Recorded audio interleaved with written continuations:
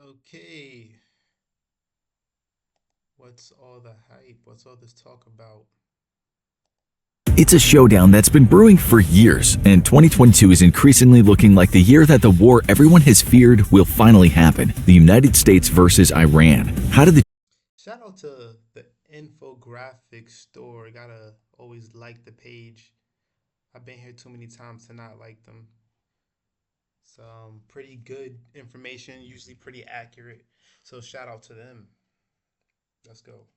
two sides stack up to each other, and how would a war between the two play out? Iran is ranked in 14th place amongst the world's top militaries. Not bad for a nation that's been under severe sanctions for years. But today it's facing off against the world's #1 ranked military and only global superpower, the United States of America. A conflict between Iran and the US is unlikely to become severe enough to cause a need for the US to fully mobilize its population, though Iran might certainly need to. However, more population means a bigger economy and more capabilities, and here the United States takes the cake with a population of 335 million versus Iran's 86 million. That's a difference of 249 million more Americans than Iranians. Of that population, though, the US could call on 147 million for potential military service, though only 122 million of them are physically or mentally fit enough to actually serve. Iran, on the other hand, has a manpower pool of 48 million, with only 40 million actually fit for service. If a war between Iran and the US were to turn into a multi-year stalemate, it would be important to quickly replenish losses. On the other hand, only 122 million of them are physically or mentally fit enough to actually serve. Iran, on the other hand, has a manpower pool of 48 million, with only 40 million actually fit for service. If a war between Iran and the US were to turn into a multi-year stalemate, it would be important to quickly replenish losses. And here too, the United States holds the advantage, with 4.3 million teenagers reaching military age annually, versus Iran's 1.3 million. Currently, though, on active duty, the United That's because they would be on defense, we would be on offense. As you can see with Ukraine and Russia, the defensive side has an advantage because they don't have to attack, right?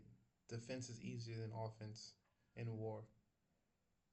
States has the world's third largest military, with a 1.39 million strong military versus Iran's 575,000. Reserves are important for replenishing casualties and rotating out exhausted troops to give them a chance to recoup and recover, and both countries are pretty evenly matched there. TradingView is turning 15, which means it's time for gifts. Thousands of users have already received free access.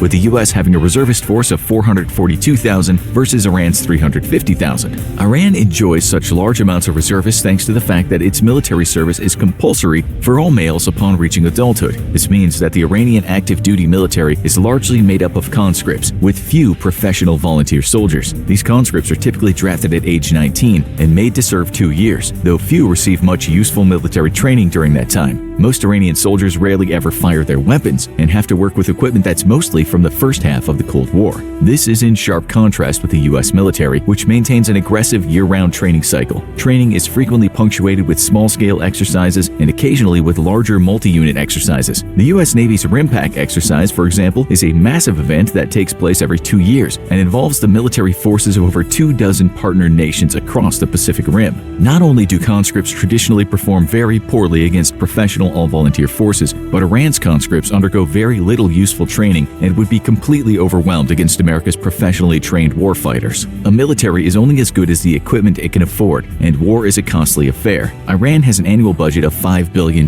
for its military, though the nation spends significant amounts of money under the table carrying out various military-related activities in its sphere of influence. By comparison, the United States has a defense budget of $770 billion, absolutely dwarfing what Iran spends annually. In the realm of military hardware, Iran fields an air force of 543 planes versus the US's 13,247. Of these, on Iran's side, 197 are fighter aircraft, while the US maintains a fighter fleet of 1,957. If Iran and the US were to come to blows, the US might find itself surprised to be taking on one of its own most capable fighters ever built during the Cold War. That's because Iran is still fielding the F-14 Tomcat, having an estimated 40 of them still in service. This is thanks to a pre-revolution deal with the Iranian government that saw them buy 80 of the planes, though only 79 were delivered. After the revolution, the United States shut down all support for Iran's Tomcat fleet and it feared having to go up against the formidable fighter so much that it actually destroyed every single Tomcat it retired to prevent Iran from having any opportunity of seizing badly needed parts for maintenance. Without U.S. support for parts replacement, its Tomcat fleet has been steadily shrinking as planes are cannibalized to keep others flying. Today, it's believed between 40 to 43 of them are still mission capable,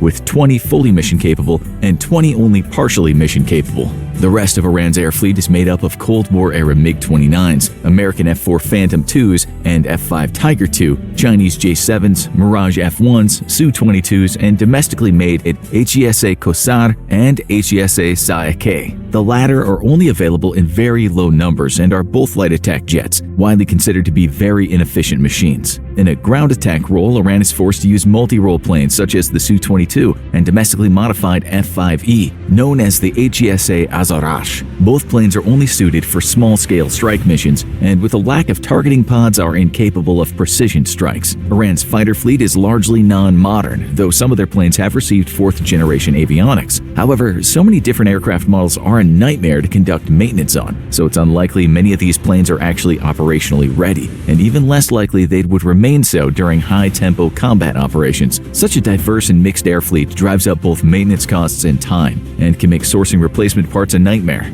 By comparison, though, the United States fields the world's most modern air fleet, though some of the planes are showing a growing lack of modernity. The F-15 Eagle and F-16 Fighting Falcon are both extremely capable fighter aircraft, capable of both air superiority and ground attack, but are showing their age against increasingly sophisticated modern fighters and air defenses. America's F-22 remains the single deadliest airplane in the sky, with significant capability overmatch against any other fighter aircraft in the world. However, it's also one of the most expensive aircraft in the world, forcing the U.S. Air Force to limit its production run to just under 200. Today, 195 remain in service, and no further Raptors will ever be built. Instead, the U.S. Air Force is already looking ahead to a sixth-generation fighter for air superiority, with a prototype already tested and flown. In the meantime, it relies on its fleet of F-15s and F-35s for the air superiority mission, with 283 fifth-generation F-35s across all arms of the U.S. military. This number grows every year, with a planned purchase of 1,763 F-35s for just the U.S. Air Force alone. Lockheed Martin is set to provide the U.S. military with approximately 135 planes per year until the contract is completed, making U.S. Air Forces deadlier with every passing year. The U.S. Navy and Marines, meanwhile, operate the vaunted F-18 Super Hornet, which replaced the F-14 Tomcat in 1985. One of the most agile jets on the planet, it's light enough to be launched from carriers, but capable of bringing large weapons packages to the fight, making it perfect as a multi-role fighter. To support ground troops, though, the U.S. Air Force relies on the A-10 Thunderbolt II, an impressive ground attack aircraft that has achieved legendary status since its introduction in 1977. Strategic bombing is carried out by a mixed fleet of B-52 Stratofortresses, B-2 Spirits, and B-1B Lancers. The B-52 was put into service first in 1955 and incredibly is set to remain in service until the 2050s, making it the longest service aircraft in history. Thanks to aggressive upgrades, the plane remains one of the deadliest bombers in the sky and proved itself against the Soviet defenses during the Vietnam War thanks to its aggressive suite of electronic warfare countermeasures. The American B-2 fleet was originally designed to slip behind enemy lines and deliver strategic nuclear strikes and remain. This is another video I'm going to look for that was a lot less optimistic for the U.S. This one is very optimistic for the U.S. I think it's accurate, but I think it's also missing some information. So maybe it's going to switch up halfway. We haven't made it through the halfway point, but we'll see.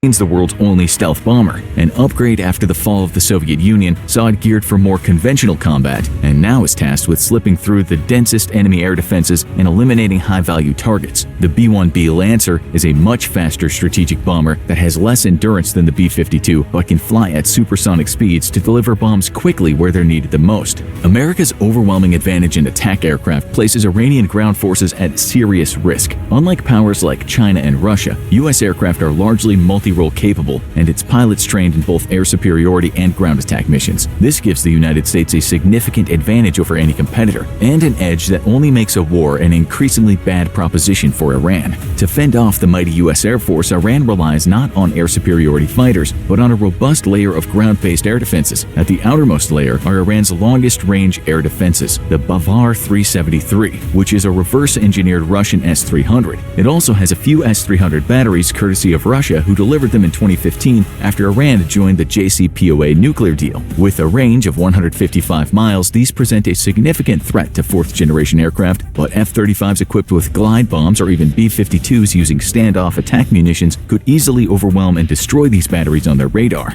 At intermediate range, Iran fields an update on a reverse-engineered American SM-1 missile sold to the Iranian Navy prior to the revolution. The 1960s tech has been updated with domestic upgrades, producing the Sayyad-2, which boasts a range of 46 miles, though the longer Sayyad-3 has a range of 75 miles. These missiles can be difficult to destroy on the ground because they can be mounted on very agile truck-mounted launchers, which can rapidly reposition. For short to intermediate range engagements, Iran has the Salimcha missiles, produced from reverse-engineered American Hawk missiles provided to Iran in the 1960s. Iran also has a new triple-rail launcher system called Mersad and has the ability to engage up to 2 targets simultaneously. Various other foreign-sourced SAM systems have been cloned or reverse-engineered by Iran, and the nation fields a sizable quantity of low-altitude defense systems meant to be used against helicopters. However dense Iranian air defenses are, most of them are static and well known to the U.S. By using a combination of stealth aircraft, standoff attack munitions, and electronic jamming, the U.S. with its overwhelming air fleet could easily dismantle the Iranian air defense system, just like the U.S. did with zero or minimal losses in Iraq, Libya, and Syria. To support its ground forces, Iran has nothing more than a token attack helicopter fleet, which would not survive initial contact against U.S. forces equipped with short-range air defenses and manpads.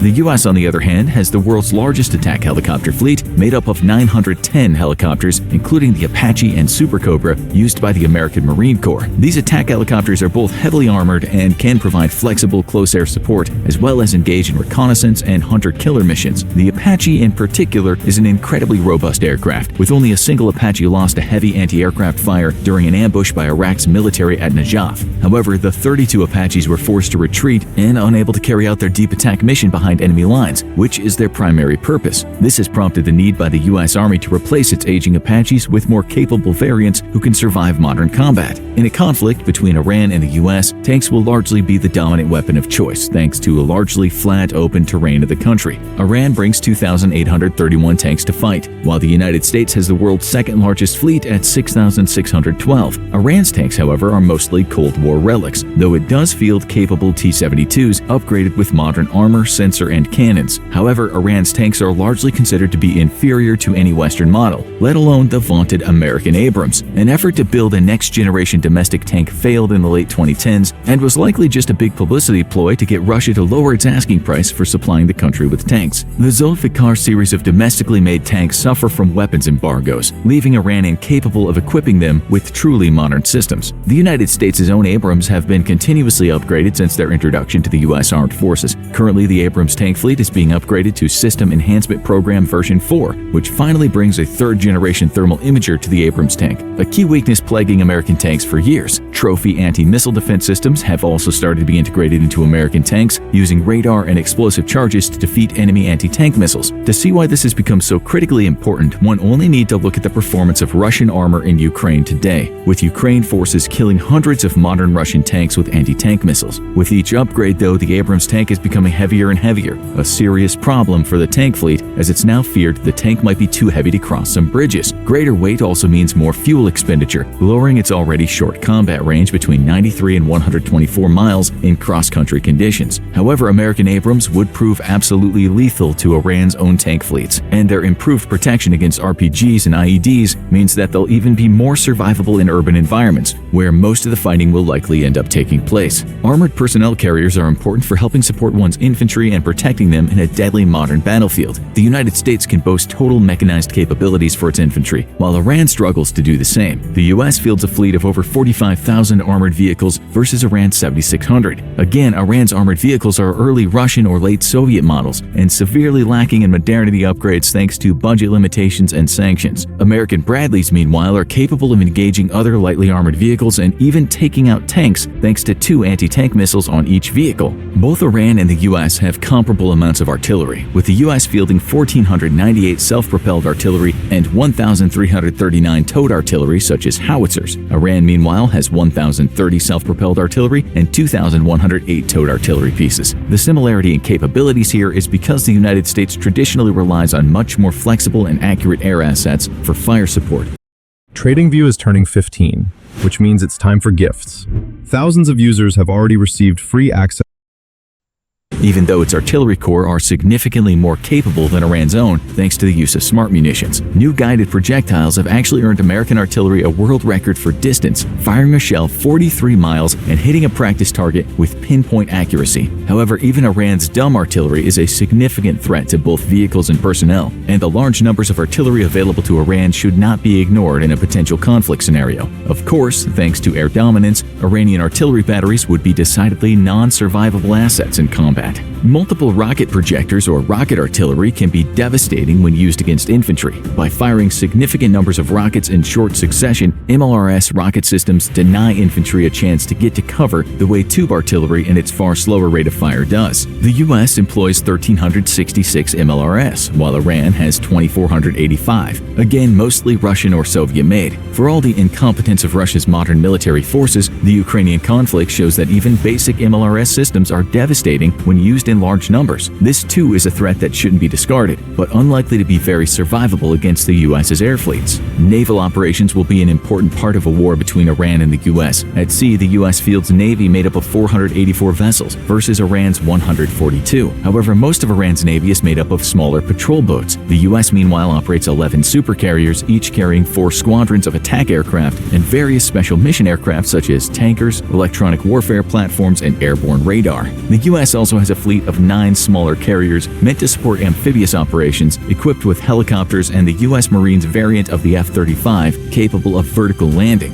Under the waves, the U.S. has a fleet of 68 submarines, with the new Virginia-class submarines replacing Cold War-era Los Angeles-class subs. American submarines aren't just deadly to Iran's navy, but can even use cruise missiles to attack land targets deep inside Iranian territory. Long holding the advantage in underwater tech, American subs are notoriously stealthy and difficult to track. Iran, meanwhile, has a fleet of 19 subs, though most of these are midget submarines. These small submarines are primarily meant to attack shipping inside the Persian Gulf and Gulf of Oman, with Iran's stated goal of being to block traffic of large oil-laden ships in case of war with the US. This would have a devastating effect on global gas prices, and it's the US's top priority to locate and destroy these tiny submarines before they can succeed in their mission. The rest of the Iranian submarine fleet consists of 3 Soviet-era Kilo-class and 1 Iranian Fateh-class submarine, though the latter is not well suited for deep-water operations. Again, largely lacking in modernity, the fact that these are diesel-electric submarines means there could still be a significant threat to unwary U.S. assets. After the fall of the Soviet Union, the U.S. Navy allowed its once prolific anti-submarine warfare capabilities to seriously atrophy, leading to a series of embarrassing exercises with friendly nation submarines in the early 2000s. However, since then, any hostilities seem more likely with China, and the U.S. has beefed up its ASW capabilities once more, even adopting fleets of drones to aid in the task of hunting down and tracking enemy subs.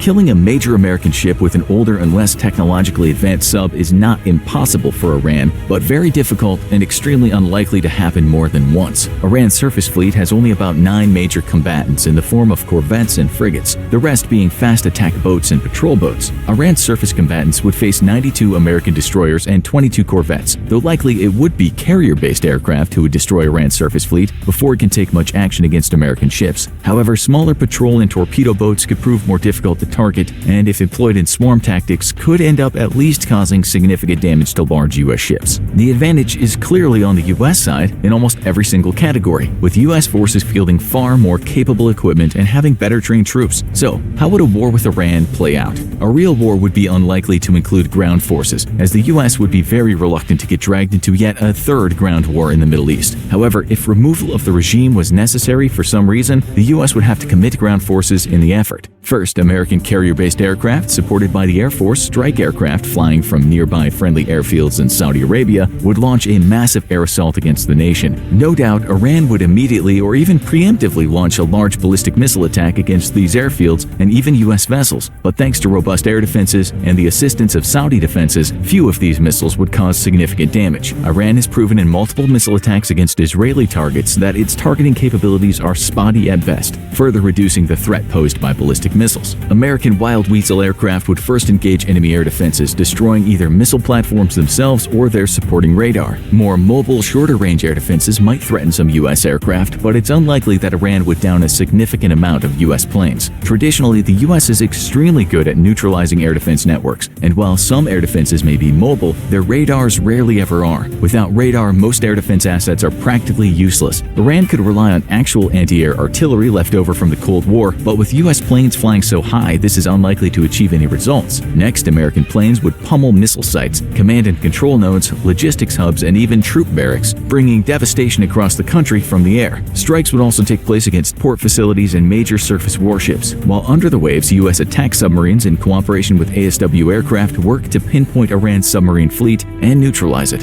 However, even an overwhelming aerial campaign would be insufficient to bring Iran to heel. For that, the Americans would have to commit to a ground war. Invading through Iraq would be difficult, as it would mean passing through thick swamps that favor the defender and then running straight into the Zagros Mountains. Going in through Turkey would be incredibly unlikely. Turkey did not allow the U.S. to use it as a staging base for Iraq's invasion, and relations between the U.S. and Turkey have significantly soured since then. Going through Afghanistan in the east would mean traversing two deserts, which would put U.S. forces far from any strategically important targets. It's likely then that an amphibious assault would be necessary, and while the U.S. Navy and Marines are up to the task, amphibious assaults can be costly, dangerous affairs. However, once in country with a beachhead established, even with superior capabilities, actually defeating Iran would be difficult for the U.S. That's thanks to the sheer size of the country, which is larger than several European countries combined. A study in the late 2000s showed that the U.S. would need about 1.6 million troops to successfully occupy the entire country, meaning the U.S. would either have to initiate conscription or draw in partners for the invasion, something it might actually be able to do given tensions in the Middle East between Iran and many of its neighbors. If the invasion was reasonably justified, the U.S. could likely count on international support anyway. In all likelihood, Iran would try to make the U.S. bleed as much as possible with its conventional forces, but seek to defeat it through asymmetrical means like those employed in Afghanistan.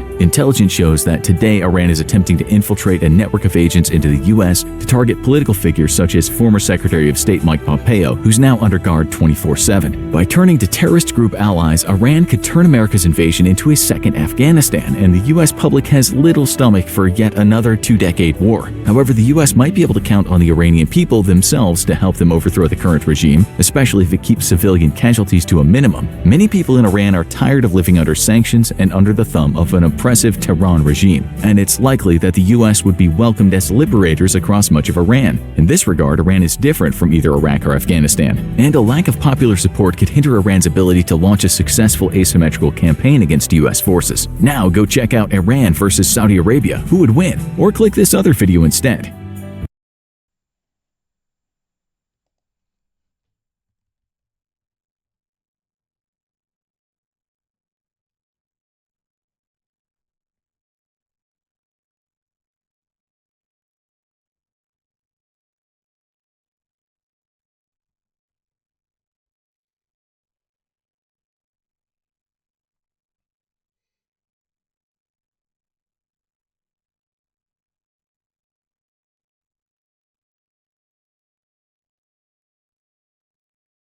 I mean, AI can now build a website in 90 seconds, while the only AI most people over 40 know is ChatGPT.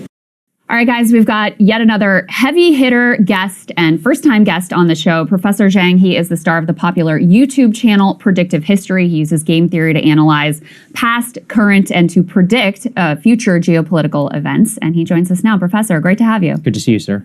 Thanks for inviting me. Yeah, of course. So, for people who aren't familiar with your work, I wanted to show folks that back in 2024, you made three big predictions. One, that Trump would win. Two, that he would start a war with Iran. And three, that the U.S. would lose that war. Let's take a listen to that. In this class this semester, I'm making three big predictions, right? First is that Trump will win in November. Second is that the United States will go to war against Iran. And the third big prediction is that the United States will lose this war, which will forever change the global order. So obviously that last one is the only one that has not yet come to fruition is quite a stunning prediction. Do you stand by it, and what have you seen so far that leads you to sort of stand firm in that conclusion? I think one thing infographics was assuming was that we wouldn't get international help. I think it's going to depend on a lot of international help. It might be too late for that, but we'll see. So, given my analysis of how the war is progressing, I think that Iran has many more advantages over the United States. The reality is that right now, it's a war of attrition between the United States and Iran, and the Iranians have been preparing 20 years for this conflict. In their eschatology, in their religion, this is a war against the great Satan. They've had many practice runs. Last June was a 12-day war when the Iranians were able to examine and analyze the strike capacities of both the Israelis and the Americans. And they've had a lot of time, 8 months, to prepare fully for this new attack. They, through their proxies, the Houthis, Hezbollah, Hamas, and the Shia militias, have been able to really grasp the American mentality, and now they have a pretty good strategy of how to weaken and ultimately destroy the American empire. So what the Iranians are doing is they're waging war against the entire global economy. And so they are striking the GCC countries. And not only are they striking GCC countries, American bases, but they're going after the critical energy infrastructure of these bases. They blocked out the Strait of Hormuz. And eventually, they will go after the water desalination plants, which is the lifeblood of these nations because they don't have fresh water supply. In fact, the water desalination plants provide 60% of the GCC's water supply. So if a drone, and these drones cost $50,000, if they wiped out a desalination plant in Riyadh, Saudi Arabia, and it's a city of 10 million people, right? They'd be out of water in 2 weeks. In 2 weeks. And right now, the Iranians have de facto closed off the Strait of Hormuz, and the GCC gets 90% of its food from the Strait of Hormuz. So I know a lot of people are talking about the disruptions to the global economy, but right now, the Iranians are actually threatening the very existence of Saudi Arabia, UAE, Bahrain, Qatar. And why this is important is that the Gulf states are really the linchpin of the American economy. So what they do is they sell petrodollars and then they recycle the petrodollars back into the American economy through the investments in the stock market. And right now, we know that the entire American economy is propped up by AI investments in data centers. And a lot of that comes from the Gulf states.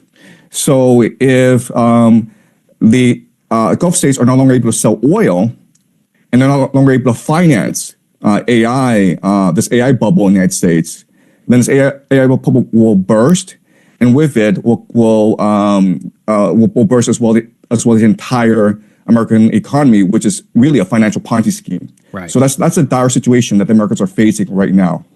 Yeah, I mean, to your point, sir, an Amazon data center was literally hit in the UAE. And now, of course, big tech companies, which were looking at the UAE as a major potential data center investment hub with cheap and abundant energy, probably going to be rethinking that. We also wanted to talk to you about munitions. We can put this next one up here on the screen. The United States is racing to accomplish Iran mission before munitions run out. This is specifically around interceptor math. There's a famous video just from yesterday in Israel, which shows a single Iranian ballistic missile, which is being targeted by some 11 different interceptors, all of which miss. Most of those come from the United States, not to mention all of the different bases, the GCC countries that you just talked about, and the asymmetry of the cost. It's $1 million for a missile, tens of millions per interceptor in some of these cases. With these munitions running out, how does that change the global picture? So you're in China, obviously, much of the stocks in Asia of the United States are likely to have to be cannibalized if this were to go on. How's that going to affect the global picture here? Right. So my first point is that the United States military is not designed to fight a 21st century war.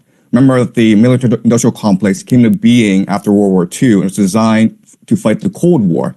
And the Cold War was really about muscle flexing, about who was able to send people up into space, who was the first to get the person on the moon, who had the more complex missile systems. And so the entire American military strategy revolves around very sophisticated technology that costs a lot of money to build. And that's what the American air defense system is basically. And that's why we're seeing this asymmetry, as you point out, in this war, where you have these $1 million missiles trying to take out these $50,000 drones. And it's not sustainable in the long term. And so what we're seeing is really the puncturing of the aura of invincibility and inevitability that sustained American hegemony for the past 20 years, especially after the collapse of the Soviet Union. And this is really a reordering of not just the global economy, because this signals the collapse of the petrodollar, and with it, the entire US dollar-based reserve currency system, but also the global hegemony of the United States. We're moving towards a multipolar world. Are you a trader? You need trading capital. And our funded trader program is for you. Get funded. Professor, this morning, Secretary of War Pete Hegseth was asked a question about potential ground troops in Iran. He refused to rule out that possibility. And he said, we're not going to project to you what we will or will not do, but we don't want to, rule anything out. We will do what it takes. Do you think that America will end up invading Iran from the ground, since it's already becoming relatively clear they won't be able to accomplish the goal of regime change or even regime collapse using just air power alone? Right. So everyone says that the worst calamity that could happen in the United States is if it were to send ground troops into Iran. At the same time, the United States are committed to regime change in Iran. We've never had a precedent in history where you were able to regime change from the air alone. You need ground troops. And so unfortunately, what's going to happen over the next few months is that pressure will build on America to send ground troops, especially from the GCC countries and from Israel, which are being touted right now by the Iranians. So remember that if the GCC countries, Saudi Arabia, Qatar, UAE, Bahrain, if they go, then the petrodollar goes with them. So the Americans need to protect these countries, and these countries are going to demand that either the Americans bribe the Iranians to cease, and this is like $5 trillion in indemnity, okay? Or send ground troops to wipe out the Iranian threat once and for all. And I know that there's no ground troop peace, and this is like $5 trillion in indemnity, okay? Or send ground troops to wipe out the Iranian threat once and for all. And I know that there's no political will for ground troops to be used against Iran among the American people. But remember that 78% of American people was against initial strikes against Iran in the first place. Right. And one of the things that really comes into question, I think, with all of this, sir, when we're looking at the geopolitical picture and the sacrificing in much of this from the United States on behalf of Israel, is kind of a question as to who and what wanted this. We were actually curious for your view on a disputed report here from the Washington Post. We can put it up here on the screen, F3. A push from the Saudis. Israel helped move Trump to attack Iran. Now, this has been internally disputed by Saudi Arabia, saying that they did not push the Trump administration to attack Iran. However, this is clearly an authorized leak from our own government, trying to at least lay some of the blame on behalf of the GCC. What do you make of this analysis and of this narrative that Saudi Arabia was also trying to be behind this push to bomb Iran? So I've always argued that both Saudi Arabia and Israel are heavily invested in regime change in Iran. In fact, Saudi Arabia sees Iran as much more of an existential crisis than Israel. Because remember, Israel still has nuclear weapons, and Israel is a very diverse, very sophisticated economy, whereas Saudi Arabia is completely reliant on oil. And it's always had problems with Iran because Iran is a theocracy opposed to the Saudi monarchy. Iran funds and equips the Houthis, which have been antagonistic towards Saudi Arabia for the longest time.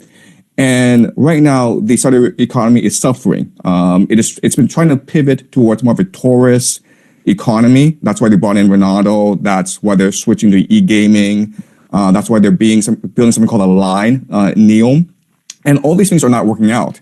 So they need to be able to control the oil resources of the entire Middle East if they are to survive and thrive as a nation. So I do believe that this reporting is credible, even though it does make Saudi Arabia look bad. But remember, Saudi Arabia says that they wanted peace, but they are helping the Israelis and the Americans attack Iran right now because they're allowing the Israelis and Americans to use Saudi airspace. So help us understand, because it still feels to me like there's some pieces that don't totally add up. You had, in advance of this war on Iran, you had top military brass up to the chairman of the Joint Chiefs of Staff saying, this is a really bad idea. We are not ready for this. All the math on the interceptors that's been talked about for months at this point. And yet Trump still decided to go ahead.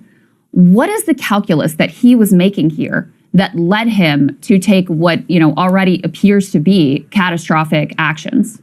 Right. Okay. So this is the key question. Why do they do this? I think there are three possibilities. Okay. And I think all three possibilities are valid.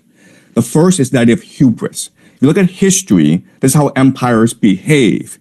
So the Mindoro kidnapping was quick, successful, and it was adrenaline rush for Trump. And that made him overconfident in the capacity of the American military. Okay, so hubris is a factor, and we see this throughout history. Why did Hitler invade Stalin? Because he conquered Europe really easily, and he thought it was invincible, right? And that led to the destruction of the German army in the Soviet Union. So hubris is a factor. Then you have to look at internal political calculus, where even though America does not benefit from this war against Iran, Trump himself personally benefits. Why? Because the Saudis and the Israelis are bribing him to attack Iran. Remember that the Saudis invested $2 billion in the private equity fund of Jared Kushner, who is the son-in-law of Donald Trump. And the Israelis, through Miriam Adelson, have been financing Trump's political career, right? So Miriam Adelson, a few months back, said that she will put up $250 million if Trump were to run a third term. So Trump is getting a lot of financial and political support from the Saudis and Israelis. Also remember that if this war goes sideways and Trump is forced to use ground troops, he will probably get approval from Congress, and this will give him emergency war powers, which will allow him to influence the midterms. So Trump is thinking about a third term. And I think at the ballot box, he probably won't get it. But if there's a war going on and you can delay elections and you have emergency war powers and people rally around the flag, then he probably will get a third term. And the last factor that is very important is the eschatological factor, where if you look at the Epstein files, it's clear that we are run by secret societies. It's clear that the world is run by these individuals who have a lot of power. We don't know who they are, but they control the military. They control the national security apparatus. And these people, there are different names for these people. You can call them the Illuminati. And the Illuminati are composed of three major groups, okay? You have the Jesuits, who control the Vatican. You have the Septine Frankists, which control the modern state of Israel today. And you have the Freemasons, which control the national security apparatus of the United States. And they believe that Israel, this war in the Middle East, is key to the end times in creating heaven on earth. So it's almost like a script that they're following, even though it doesn't make any geopolitical sense. Okay, so I would say that these three. Wonder if there's a connection to cheese pizza. If you know what cheese pizza is, say it in the comments. Because they said the Vatican, Israel. When I hear Israel, I think Jeffrey Epstein, but are the best reasons why this is happening. Wow. Well, sir, I hope you come back. This was very informative, I think, for both of us. We deeply appreciate your time. Thank you. Thank you. Hey, if you like that video, hit the like button. So maybe if we're gonna have a good chance at this, we got to get Europe involved. We haven't really improved our allies. We haven't really improved our relationship with our allies recently, so that's probably not good. But yeah. Um,